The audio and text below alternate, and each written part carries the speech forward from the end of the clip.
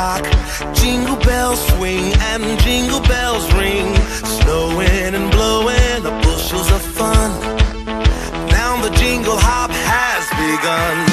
Jingle bell, jingle bell, jingle bell rock. Un gran programa tenemos preparado para el día de hoy, junto a los panelistas en Milena tu amiga. Dinos, Milena, ¿cuál es el tema para hoy?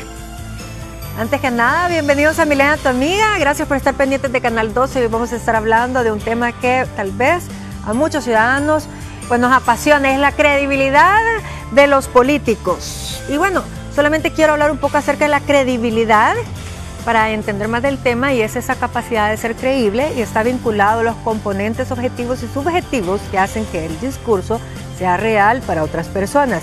Que los contenidos que se expresan tengan un hilo conductor entre lo que se dice y lo que se hace. De lo teórico a lo práctico, no se puede tener credibilidad sin proyectar confianza y veracidad. Así que hoy vamos a estar hablando de esa credibilidad de los políticos, que está en crisis, no solo en El Salvador, sino que en el mundo. Conmigo está el periodista Gerardo Hurtado. Bienvenido, Gerardo. Muchas gracias, Milena, por la invitación. También está Héctor Hernández Turcios, analista político. Bienvenido, doctor. Por otra parte, allá en el extremo, Gerardo también, Calderón, él es máster en Ciencias Políticas. Y el licenciado Rafael Paz Narváez, director de Escuela de Sociología de la UES. Bienvenido, licenciado. Bien, gracias. Bien, ese tema, investigando realmente, pues encontré bastantes blogs, bastantes piezas de periodismo acerca de la credibilidad, que sin duda está en duda, o qué sé yo, se ha desquebrajado a nivel mundial. ¿Qué piensas tú, Gerardo? Pues la verdad que he tenido la oportunidad de conocer a políticos a nivel latinoamericano, muy de cerca el trabajo de la Asamblea Legislativa de El Salvador, y ciertamente hay una credibilidad cuestionada, ¿verdad? Porque no puedo yo decir que todos los políticos debemos de meterlos en un solo balde y juzgarlos a todos de la misma manera. Claro. Hay políticos que hacen muy bien su trabajo y hay otros políticos que dejan mucho que desear, lastimosamente. Pero sí que hay un mal sabor de lo que se hace y de las políticas o de las leyes que van creándose. Eso sí, no hay que discutirlo. Eso, así como lo reflejan en las redes sociales, usted en la tortillería, en la tienda, en el taller, usted puede encontrar esa misma hilo conductor de comunicación que dicen que los políticos no representan fielmente los intereses de una sociedad.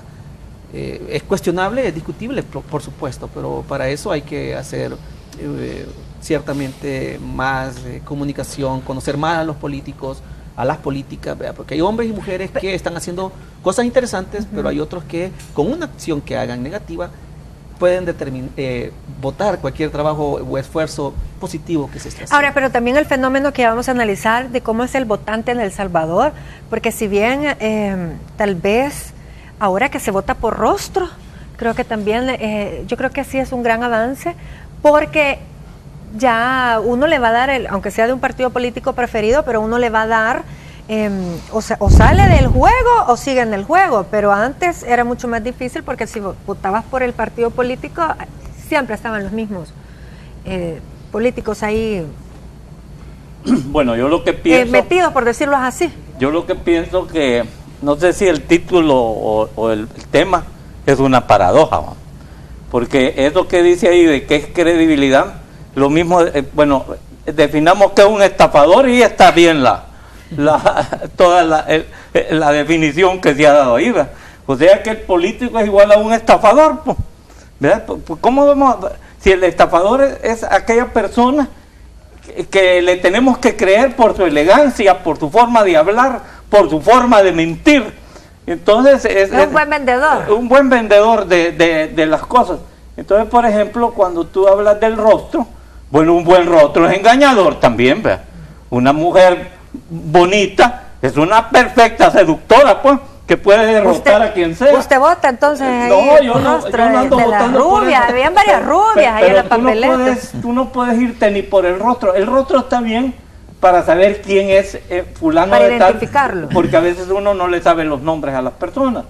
Pero, y que tenga la bandera del partido para saber, porque partido a todo eso está bien, son adelantos mínimos.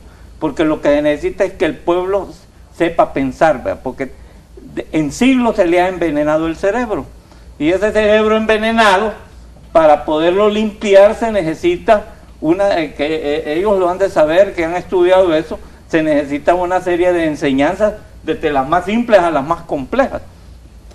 Entonces, a mí me llama la atención hablar de la credibilidad, porque precisamente por eso el mundo está así, porque todos los estúpidos del mundo les pasamos creyendo a esos políticos que nos han engañado, mentido, y hoy han derrotado al mundo. Ahora, que yo creo que también hay promesas que son difíciles de creer. ¿Y cómo son tan descarados de prometer cosas que realmente y al final la población no se los demanda? Ese es el problema. Mira, solo quiero terminar con una cosa que decía Ellacuría, que es para mí una de las verdades fundamentales en esto. El problema es que la mentira es más penetrante que la verdad, porque si no mentimos, bueno, si un hombre no le miente a una mujer, ni mujeres tendría, pues, ¿verdad? Hay que entrar por la mentira, ya no digamos los políticos, ¿no? ¿Quién va a votar si dijeran la verdad? Bueno, pero hoy con los medios de comunicación quedan registradas cada una de esas campañas que han hecho. Yo creo que los jóvenes, bueno, tú eres joven, los jóvenes están demandando más y muchos están bien decepcionados. Sí, claro. Y es un gran peligro eso también. Sí, y cuando hablamos de credibilidad, hablamos también de percepción, de cómo la población percibe a los políticos. Y eso tiene que ver mucho con representatividad. Entonces vos ves una asamblea legislativa que menos del 20% son mujeres, cuando la población de El Salvador está dividida casi 50-50. Claro. Pero el problema es que las mujeres no votan por las mujeres. Y luego aquí tú has invitado solo hombres también. Entonces vos ves que el poder político y el diálogo sobre la política está dominado por los hombres. Eso baja credibilidad porque ¿y qué pasa con el 50% de mujeres? Ellas también están interesadas en el futuro del país. Sí. Entonces ese es el primer elemento que yo destacaría de por qué hay una baja credibilidad, que no hay una representatividad equitativa de ambos géneros.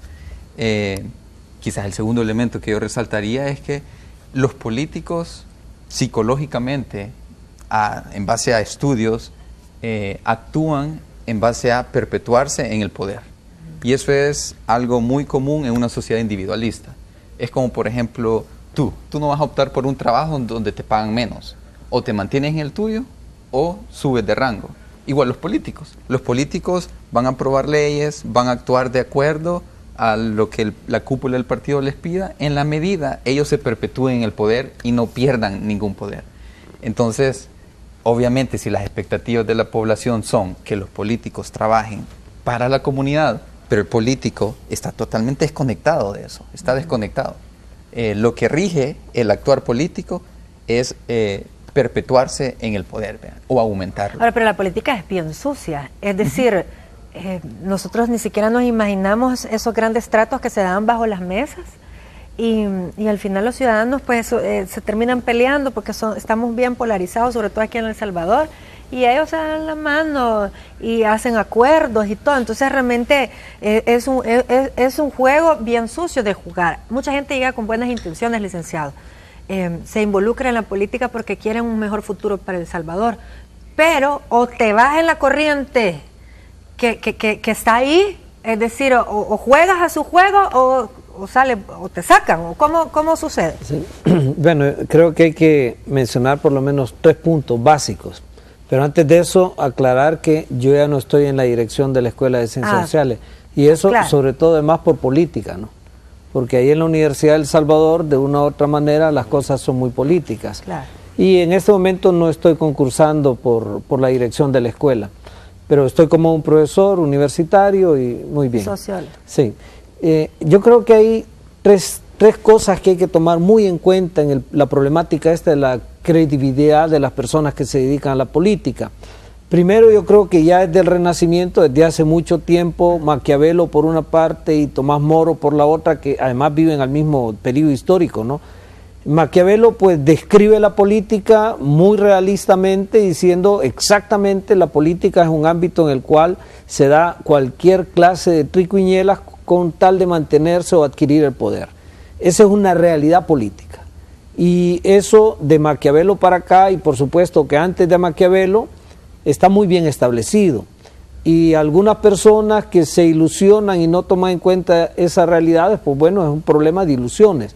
Pero por otra parte tenemos gente como Tomás Moro, que define, miren, este es el mundo que puede ser, y no que debe ser, sino simplemente que puede ser, en el sentido que todas las sociedades viven problemáticas y de una u otra manera dentro del ámbito de lo político no solamente se deben satisfacer los intereses personales, sino que debe de alguna manera encontrarse soluciones colectivas. Entonces nosotros nos vamos a mover en esa contradicción, en la contradicción entre personas que representan un esfuerzo social por encontrar soluciones. Hay personas con gran credibilidad que en algún momento quizás no la tuvieron. Me refiero a gente como Mandela, para poner un caso de lo más extremo, un tipo que se pasa la vida en la cárcel, luchando por derogar un sistema, el apartheid, ¿verdad?, que finalmente lo logra, pero que al principio lo llevan a la cárcel, lo acusan de terrorista, ¿no?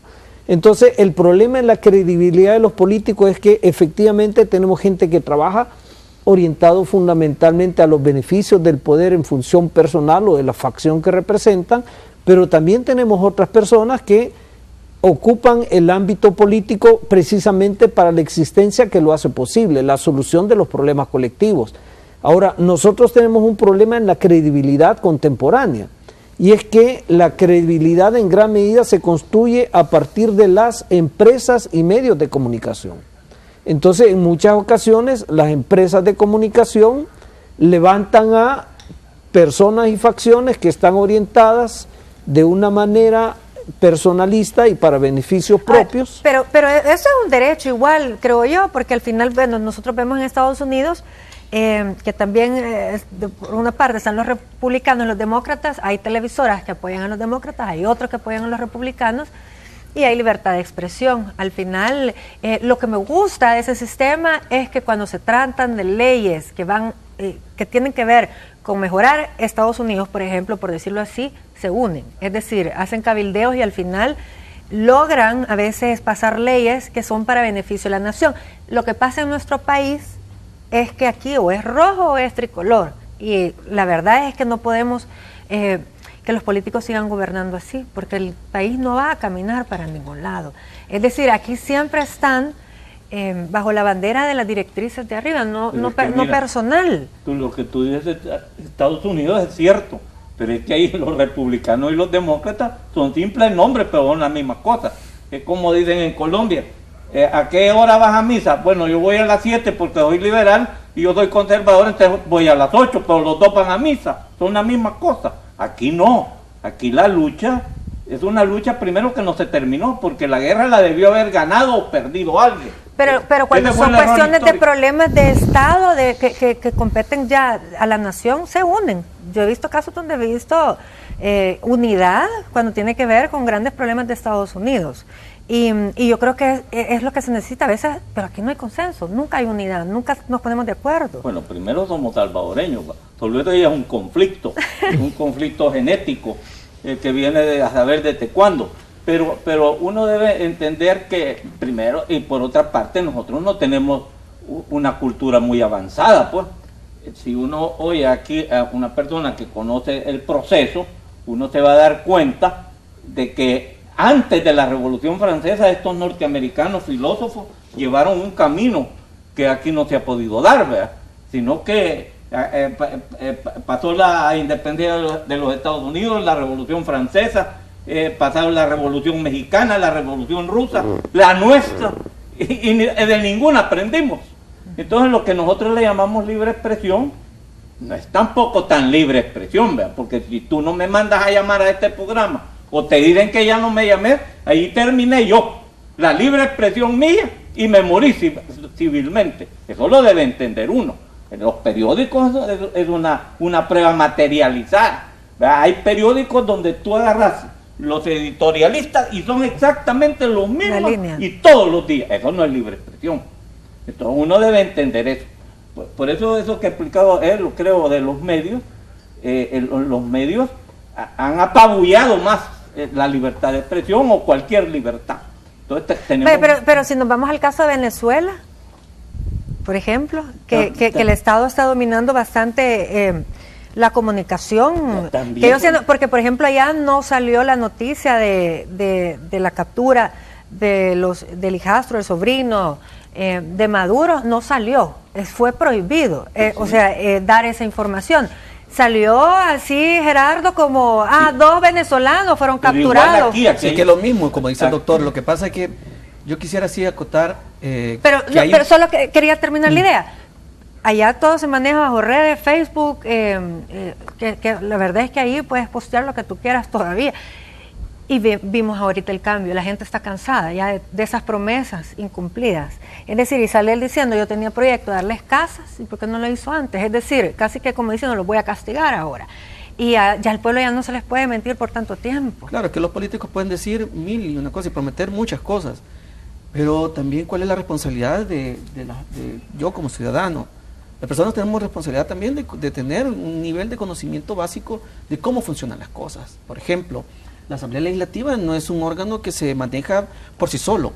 Hay números, hay mayoría simple, hay mayoría calificada en la que se actúan las cosas.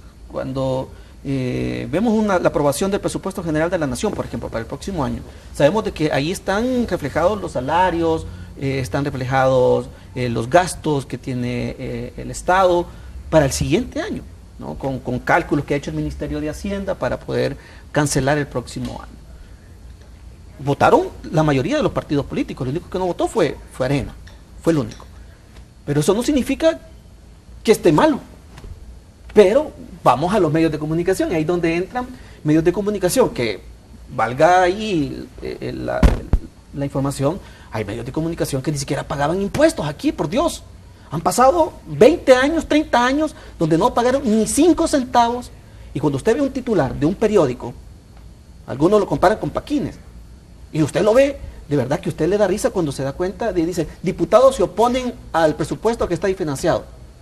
Y cuando usted se da cuenta, todos los partidos políticos, la mayoría de los partidos políticos votaron por el presupuesto.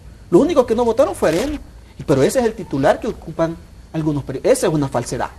Ese es un manejo inadecuado de la información. Y la gente lo lee y se lo cree. ¿Por qué? Porque desconoce el funcionamiento de la Asamblea Legislativa. Ahora, también yo creo que el problema es que el tipo de políticos que estamos eligiendo. Es decir, yo no veo aquí, bueno, tú has estudiado ciencias políticas, pero ¿cuántos de nuestros gobernantes tienen una carrera? O sea, sí. Es decir, muchos son como empíricos, muchos son, y también estamos dejando nuestro país en manos de gente que no tiene la capacidad. Así es, y justo agarrando tu argumento, yo diría que analizar la credibilidad o la no credibilidad de los partidos políticos es una discusión bien cómoda, es decir, yo les creo o no les creo, pero en realidad la política es dinámica, no es estática. Si no les creo, entonces los cambio. ¿Sí? Si les creo, los apoyo. Y yo creo que nos hemos acostumbrado a ver a la política como una acción de los políticos únicamente, pero la política es comunitaria, viene desde abajo. En el momento en que nosotros nos divorciamos de esa toma de decisiones que nos afectan a nosotros mismos, en ese momento entra en tela de juicio el actuar de los representantes que hemos puesto en cargos públicos. Ahora, al final el pueblo manda, y aquí el problema es cuando el pueblo está dividido, ganancia, ¿verdad?, de los políticos. O cuando ni siquiera sabe que está dividido. Y yo creo que nosotros, por ejemplo, por decirlo así, nos peleamos, agarramos bandos, y al final solamente les estamos dando más poder a aquellos que no piensan en nosotros. Vamos a analizar esto un poco más al regresar, que sin duda sí han perdido bastante credibilidad algunos políticos, no todos, pero algunos.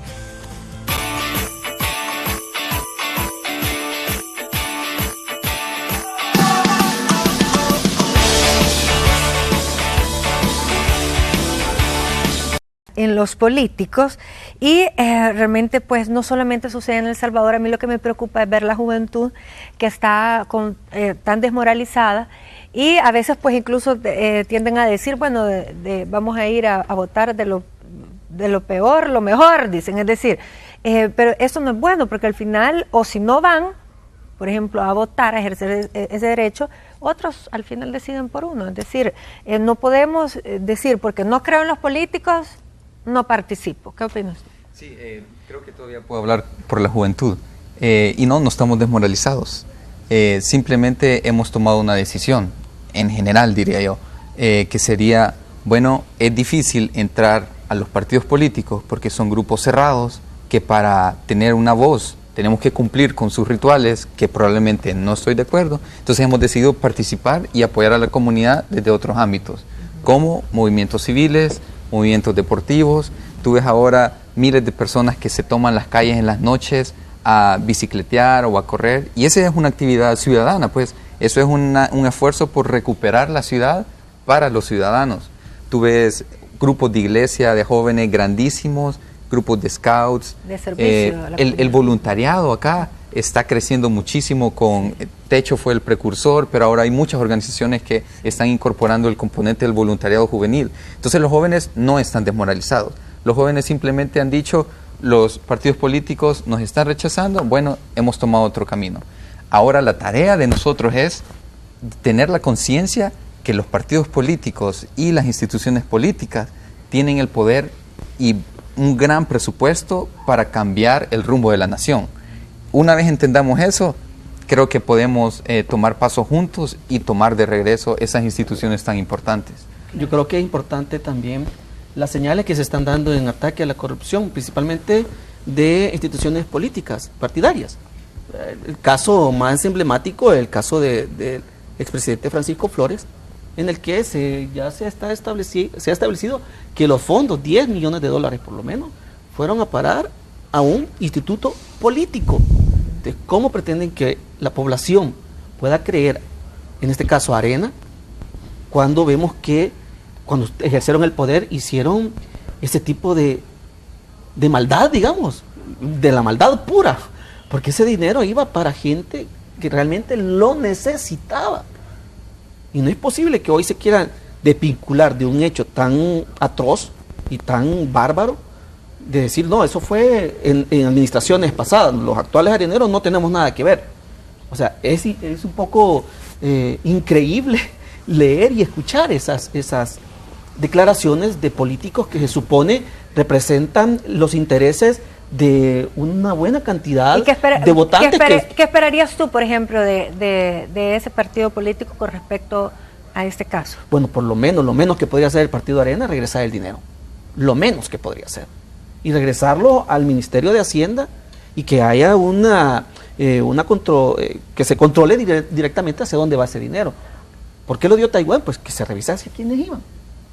Eso es lo menos que yo esperaría, ¿verdad? Yo entiendo la situación humana del expresidente Francisco Flores de estar encarcelado, pero obviamente hubo allí señales de una malversación, de lavado de dinero, ¿verdad? Donde participó bancos privados que ayudaron a blanquear ese dinero. Yo creo que eso es como para ejercer justicia, digamos, en nuestro sistema. Yo creo que ningún corrupto, ningún ladrón debería de estar libre por ahí caminando, y considero yo que hay muchos que también le han desbancado al Estado. Sin embargo, esas fuerzas políticas que se mueven los van protegiendo de una forma que por eso es que hay tanta corrupción en países como el nuestro, y nunca nos va a alcanzar el dinero, doctor. O sea, pueden haber presupuestos y préstamos, pero como siempre se sigue malversando los fondos.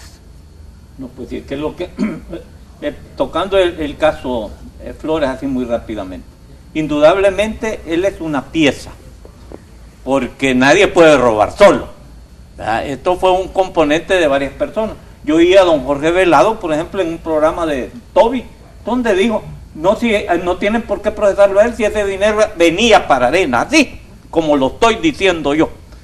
Yo no sé si se enganchó él a Arena y hoy le están diciendo, ¿para qué dijiste eso?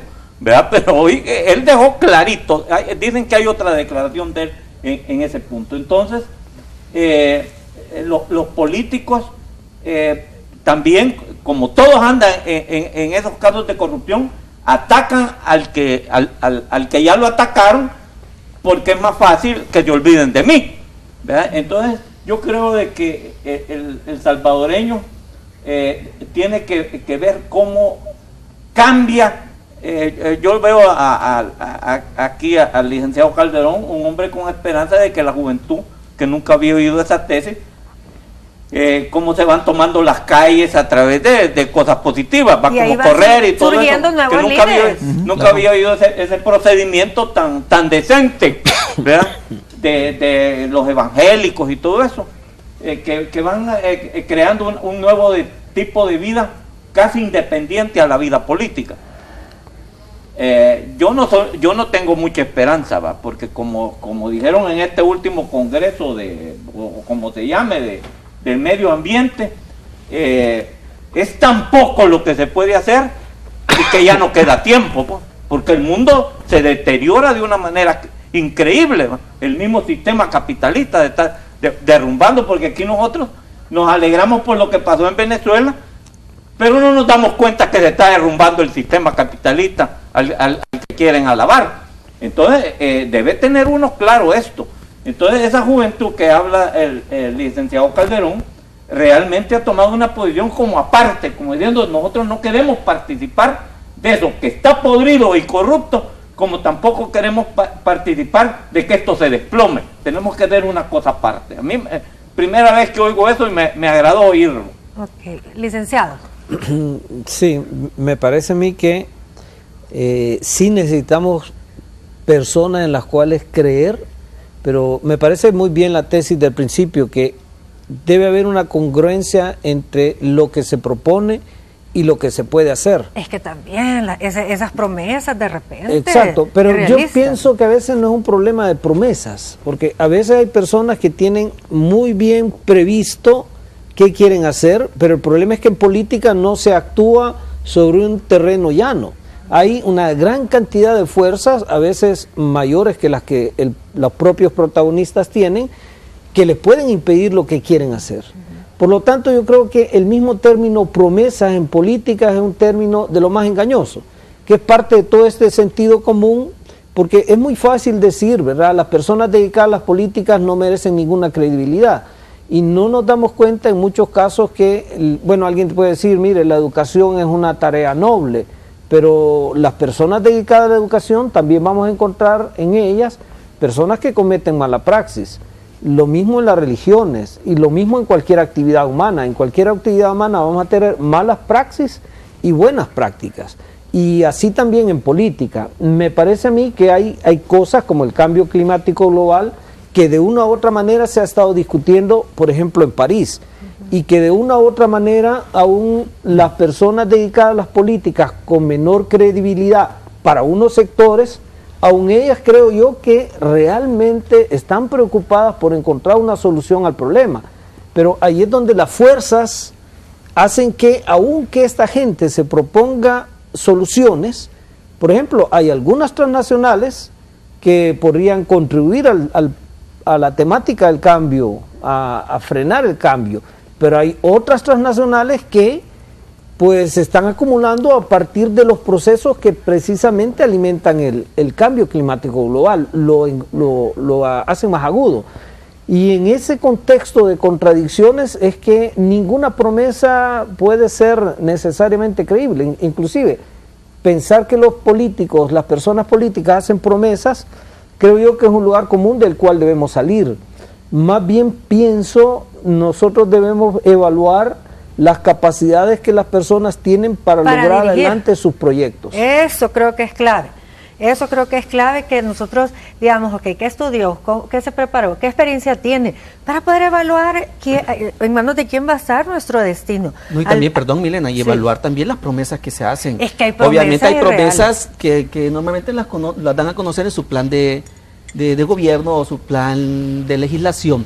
Pero normalmente lo que no sabemos es que lo que proponen en sus carpetas que distribuyen a nivel nacional, ellos dicen van a hacer no sé cuántas viviendas o van a legislar sobre el aborto o sobre otro tipo de temas, pero lo que no ponen en esos documentos es que para aprobar lo que ellos están proponiendo necesitan de una mayoría simple, por lo menos de 43 votos. O sea, lo que la Asamblea Legislativa es un órgano donde convergen todas las fuerzas y todas las ideas políticas, y es precisamente allí donde conocer las intervenciones, las discusiones A mí me tocó participar en la junta directiva de la Asamblea Legislativa y presenciar esos debates. Debates no solamente políticos o partidarios, sino que hay otros intereses ahí que por ética no puedo yo profundizarlo, pero obviamente hay otros intereses que de repente no permiten hacer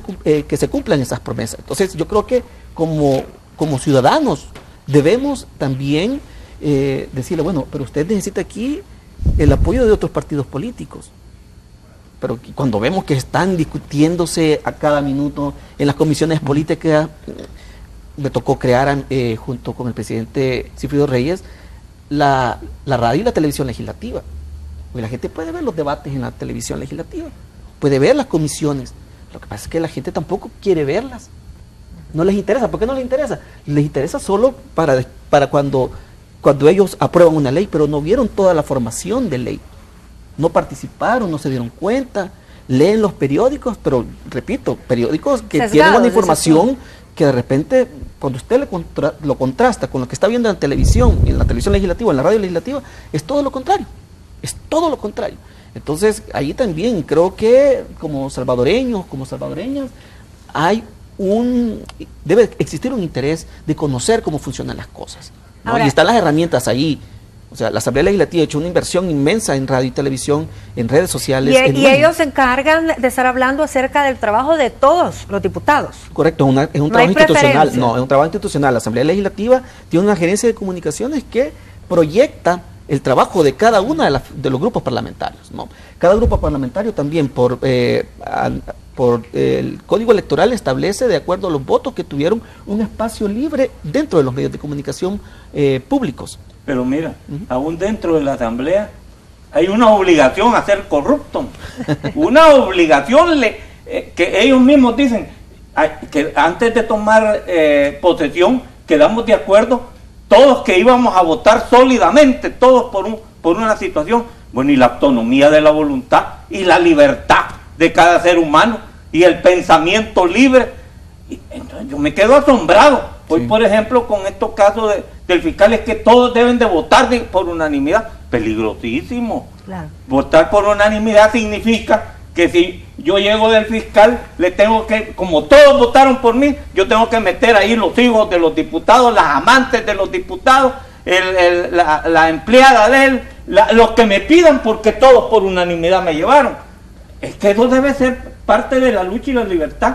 Que gane quien gane, no importa. Pero yo oigo que un diputado dice, es que Arena debe votar sólidamente o unitariamente por uno, y así lo dijo. Bueno, y entonces la libertad, pues. Y entonces, ¿para qué es diputado una persona que piensa mejor que otros? Como decía Sócrates, si los únicos que tienen derecho a hablar son los que piensan bien, pero aquí los que no piensan mandan a los que piensan bien. Bueno, ahora en este caso hemos visto, eso es como se maneja, por ejemplo, aquí la Asamblea Legislativa. Así es que generalmente viene desde la cúpula las directrices de cómo van a ellos a proceder. Sin embargo, creo que hoy en día eso del transfugismo también ha hecho mucho daño. Es decir, es que no es una libertad, es una compra de voto. Peor todavía. Eso es tremendo. ¿Por qué hay archivos también? Y es lo que yo no entiendo. Si cualquier político debería de ser una carta abierta, una carta leída. Eso es decir, ¿por qué siempre hay archivos que son privados? Y ya, por ejemplo, cuando no están en poder, porque esto a veces que dicen que es por la seguridad, pero una vez pasado el poder, ¿por qué no se pueden abrir esos archivos? Porque ahí depende, ahí se establecen, hay leyes que establecen probidad, por ejemplo, puede dar a conocer los datos de una persona, siempre y cuando cumpla con lo que establece la ley, ¿no? Y también hay los diputados o diputadas, en este caso El Salvador, muy perfectamente pueden tener a la orden de la gente su información. O sea, usted va al... Pero es que hoy es raro que todos reciben herencias. Hoy todos reciben herencias, ¿no se ha fijado, doctor? Un año después. Nuevamente, y la mujer tiene dinero. La que tenían no tenía dinero. Pero obviamente con la que ganan tienen bastante dinero. Hoy hay un portal de información, de acceso a información pública, que la gente antes no se podía hacer. ¿Verdad? Yo he ejercido el periodismo desde hace 24 años. Era más difícil y era sumamente complicado, tú te recuerdas. Sí. Era complicadísimo. O sea, no podías hacer algo, no te daban información. Hoy tienes acceso a la información y tú puedes saber si un diputado llega o no llega a las oficinas departamentales, ¿verdad? Que hay en La Unión, en Morazán, en San Miguel, en Usulután, hay en Santa Ana, en Aguachapán. Es que solo de ir a una plenaria, eso da miedo. Es un circo. Las plenarias se levantan, se paran, unos hablan, otros chatean, otros comen ahí. Es decir, mira, pero ellos que han estudiado eso, hay un principio que viene de la Revolución Francesa que dice claramente que el exceso de lujo y de boato es señal inequívoca de que hay corrupción en el Estado. Basta con que veas tú esa estilo de vida, estilo de vida, que lo miras en exceso de vehículos, de viviendas, de borracheras, de prostitución y todo eso. Es de señal inequívoca que hay corrupción. Ahora, yo sí quisiera que vayan pensando en algún político que ustedes crean, ¿verdad?, que es creíble a nivel nacional e internacional, si no quieren meterse en problemas, pero alguien que ustedes dicen, es así el camino, es así no como deben de ser. El único sí, pero Mandela, exacto, pero actual, a nivel mundial. Vengo con esto.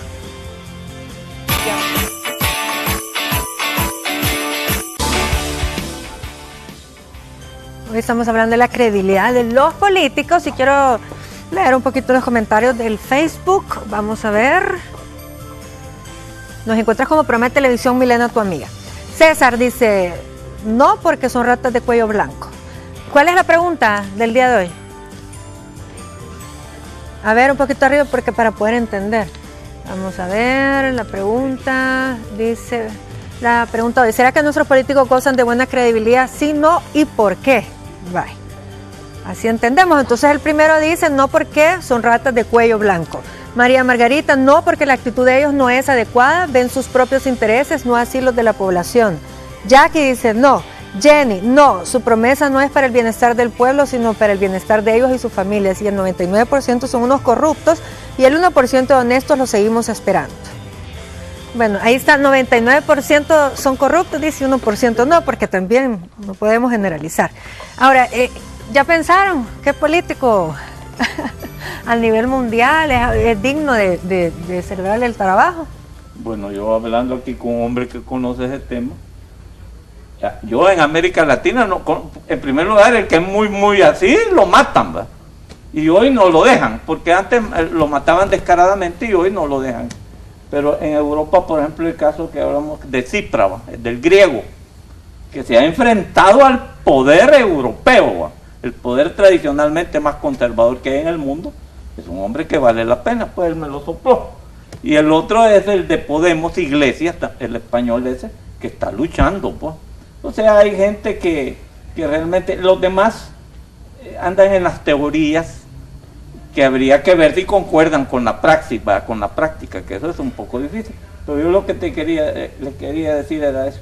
Mira, Maquiavelo planteó perfectamente eso. El fin, en la vida el fin justifica los medios.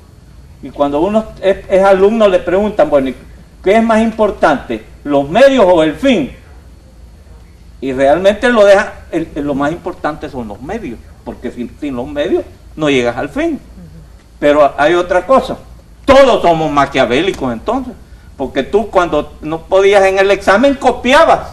¿Y cómo que me hubiera visto? Yo soy inteligente. El fin era, entonces, todo el mundo, los comerciantes, ¿qué hacen? Engañar, el medio es el engaño para el fin ganar dinero. Es venta. En los rastros eso hacen. Si la res ya está para morir, se la llevan al rastro. Y entonces el medio es destafarla, uno no se da cuenta y va a comprar carne enferma. Ahora, el fin es ganar. Aquí, de nombres. Pues la verdad que yo nombres exactos me interesa mucho y he visto como muy admirable la labor que ha hecho el expresidente uruguayo, Mujica. Es el que a mí se me venía a la cabeza a nivel de Latinoamérica, pero que de verdad puede ser copiado su estilo, su forma de sencilla. Obviamente diferente en El Salvador, no puedes andar en un Volkswagen porque ¿Por qué no? aquí, porque obviamente los niveles de delincuencia, la maldad, como te digo, o sea, ver a un político, y hay medios de comunicación que se enfilan en un solo político, te aseguro que si esa persona va sin pero dio un ejemplo de sencillez al centro o a donde vaya, te aseguro que lo linchan. ¿Y lo qué? Lo linchan. Si no, ahora, lo matan. No, y además, si no pero lo matan, tampoco porque tiene que andar el último carro de lujo, no, tampoco al extremo, pero igual, o sea, hay políticos en El Salvador, hay políticos buenos, lo que pasa es que están inmersos en el sistema, en un sistema corrupto, ciertamente en el que no les permite salir a flote. Para como ti, usted dice, antes de dar mi respuesta, quiero hacer un comentario que bien socialistas los invitados que has traído. Tenés Pablo Iglesias, Sirpas, Mujica, todos ellos candidatos socialistas. Yo creo que la pregunta es ¿cuándo todos los políticos van a ser creíbles? Y para mí esa es la pregunta clave, porque vamos a llegar a ese nivel en el que todos los políticos van a ser creíbles, y es cuando hay cultura política en la ciudadanía, y eso depende muchísimo de cómo somos educados. Si vos te fijas, en los colegios y en las escuelas no se habla de política, es como hablar de, no sé, como algo prohibido, como que son malas palabras. Está refrán que no se habla de política como que ni son de malas religión. palabras. Entonces, ¿cómo esperamos nosotros mantener controlados a nuestros representantes si nunca nos enseñaron cómo funcionan las instituciones? Si nunca nos enseñaron que nosotros de verdad tenemos el poder de organizarnos e influir la estructura política. Entonces, y ahora haciendo una conexión con el presupuesto para el otro año, tú ves que el presupuesto de educación ha decrecido con respecto al porcentaje del PIB. Entonces ahí ves también lo que tú decías, como hay tratos abajo de la mesa para mantener a una ciudadanía fuerte, con capacidad de mover la estructura política, pero al mismo tiempo dormida, porque no se ha dado cuenta. No somos educados como entes y sujetos políticos. Interesante. Licenciado. Bueno, tendríamos que seguir con la tendencia, ¿no? Yo sí estoy de acuerdo en que tener ciudadanos y ciudadanas conscientes de sus derechos y además dispuestos a llevarlo adelante es lo que mejoraría la política. Ciertamente necesitamos personas líderes, capaces, creíbles, pero sobre todo necesitamos personas que no esperan que le resuelven los problemas, sino que además participan en la solución de los problemas. Me parece a mí que en América Latina hay que destacar la labor realizada por Evo Morales. Me parece que es alguien que rescata un sector enormemente olvidado de América, que son los pueblos originarios. Me parece que la revolución que se ha hecho en Bolivia tiene un significado tan profundo como en su momento lo tuvo la Revolución Francesa.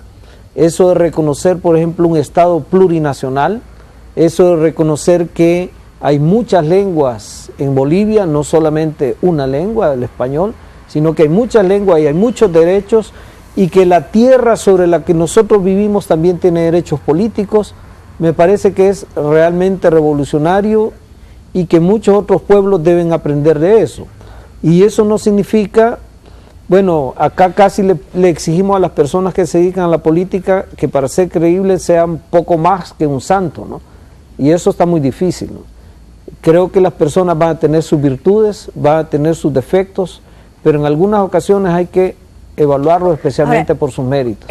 Una pregunta, ¿cuánto sería? Porque el problema es que con algunos socialistas es que se permanecen mucho tiempo en el gobierno.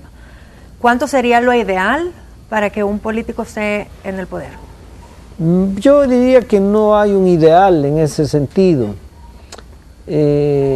Sí creo que lo que se está mencionando es ese problema de la conducción intelectual que descansa en una persona que no tiene una facilidad de rotación, sí es un problema.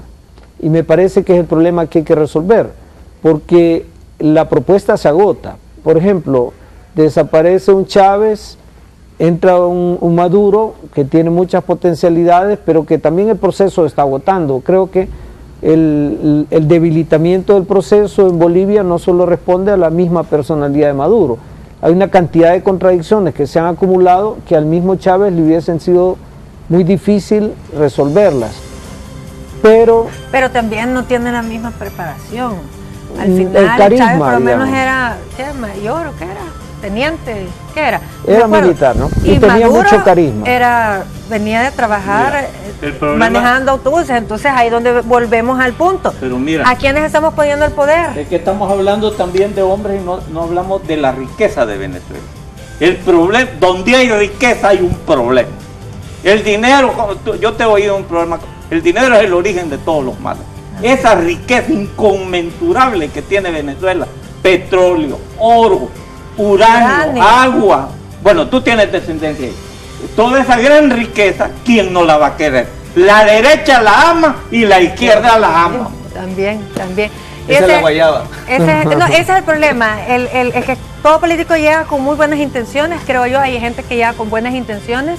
El problema es que el sistema está bien corrupto y el dinero también enferma. Pero fueron corruptos aquellos también. Todos. Pero entonces, ¿tenemos esperanza? No, bueno, digo, ojo, esto fue lo que política digo. en la ciudadanía. Claro, yo creo ahí que está, sí hay esperanza. Yo creo que Uh-huh. sí debemos fomentar el estudio, el análisis el de la situación, involucrarnos, el participar. Transparencia de No que puedes sean dejar cartas que los leídas. políticos decidan por sí solos. Hay mecanismos de consulta, donde Claro. tú también puedes, en la formación de ley hay consulta a organizaciones sociales, a la población, para poder brindar aportaciones. Entonces yo creo que tampoco podemos nos desamparamos y no hagamos nada, al contrario, yo creo que debemos y yo creo que la deuda, claro que existe. la deuda llegamos pendiente. a la desesperación, todo el mundo anda huyendo, se quiere ir de los países, no solo los salvadoreños. Claro, Pero igual vamos a irnos a meter a otro lío por otro lado. Ah. Y después van a estar añorando las Pero pupusas. mira, Mejor pongámonos a El trabajar. Dante Alighieri, ¿sabes qué dijo?